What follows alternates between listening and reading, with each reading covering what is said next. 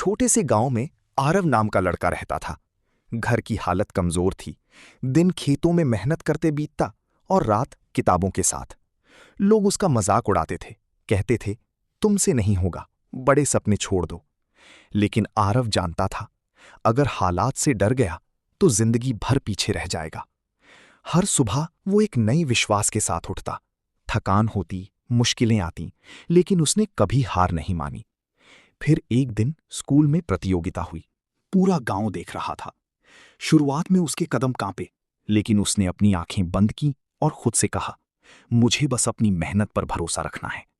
और फिर जिस लड़के पर लोग हंसते थे, उसी ने पहला स्थान हासिल कर लिया।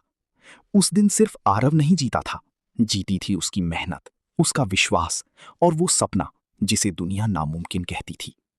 याद रखो, हालात चाहे कितने भी मुश्किल क्यों ना हो, अगर मेहनत और आत्मविश्वास साथ हो तो कोई भी सपना बड़ा नहीं होता।